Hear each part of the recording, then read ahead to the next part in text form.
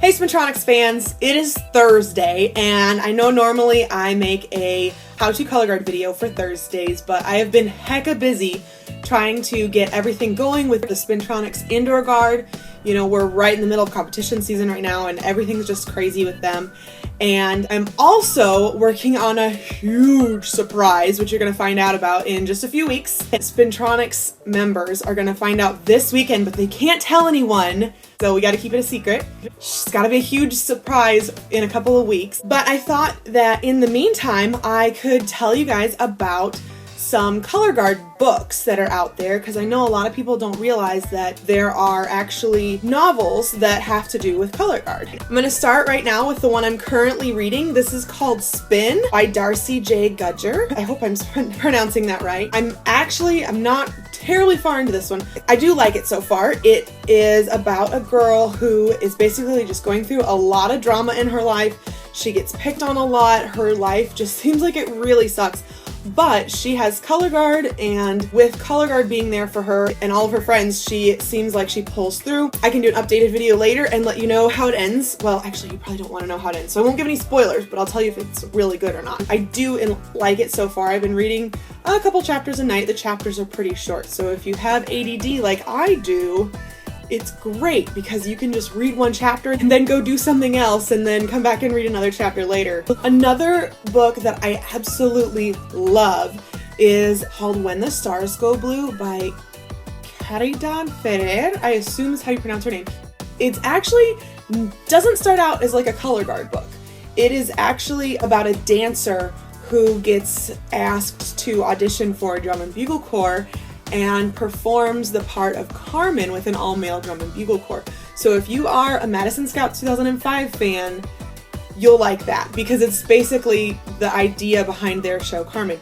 The really awesome thing about the book, and one of the things that just hooks me, is that all the feelings that I had when I was marching drum corps, I went through all of them while I was reading this book. The way that the story is set up, the girl's life starts to actually kind of mirror the Carmen story. That's something that happens whenever you march drum corps. Your life just kind of becomes part of the story, and it mirrors the story you're trying to put on the field because you eat, sleep, and breathe that drum corps show that you're doing, and it's just fantastic. When I picked up this book, I figured I'll read a chapter. I'm somebody who will read a chapter or two of a book every night and then go to bed, and then I'll read a couple more chapters the next night, and I'll spend a month or so on a book just because I don't have a whole lot of time to sit and read for a long time. I just kind of read a little bit before I go to bed. But as soon as I got this book and I read a chapter, I could not put it down. I read all night. I finished the book at 4 o'clock in the morning, and let me tell you, I was exhausted the next day. However, that book, it made me feel a way that I hadn't felt since I was 18, 19 years old and I was marching drum corps. So that's an awesome book. If you're interested in drum corps, or if you've ever marched drum corps, or if you love color guard, even anything, it's a beautiful book, beautifully written.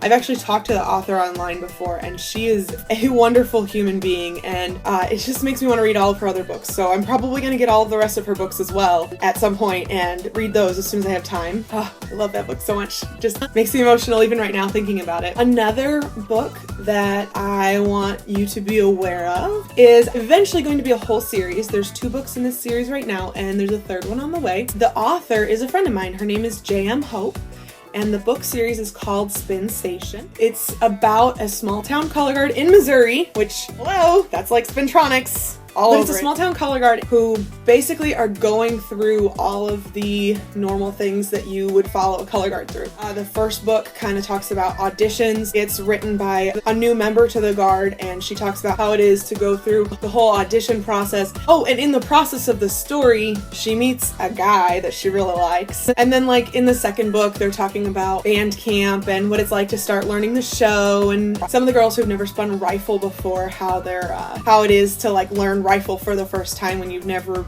done it before. Their whole guard had never done it before, so it's a new experience for them. And also, they're going through some of the other life stuff. A couple of the girls, their parents had just gotten a divorce. Another girl is a senior, and she's kind of going through all the senioritis. And like I said before, the new girl just met this boy, and this is the first boy she's ever had a crush on. It's really kind of touches on everything that you would want to touch on as a teenager, everything you'd want to know about. And one of the things I really like about it is she actually goes really into detail with the color guard stuff. You know, some books are like, oh, we're about color guard. Like this one is great, but it doesn't actually go into detail about rehearsals or anything that happens there. It's just kind of like, okay, and then we had color guard rehearsal. And then it goes on with the rest of the story, and the story kind of takes place outside of color guard. And one of the nice things about Spin Station is like, color guard is the story. Like you actually go to rehearsal with the girls, you actually like see their thoughts. A new girl, when she's learning how to drop spin, she's like having a hard time getting her thumbs right, and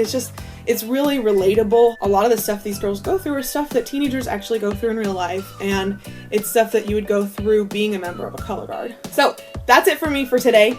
I hope you pick up some of these books, and if you're not a reader, maybe this will be something that'll get you into reading. Maybe it'll get you some points for your English class or whatever you need, and maybe it'll teach you a little bit more about color guard and what guard is like in other groups, because technique and the way rehearsals are run and the way that choreography is taught is not the same from one group to the next. And I know a lot of you guys out there have been realizing this, because I've been getting a lot of comments about like, oh, your technique is different because you do this, and well, this is how we do it. And like, you know, there's a lot of different names for things and stuff like that. So I really enjoy hearing about how you guys run rehearsals. So keep letting me know.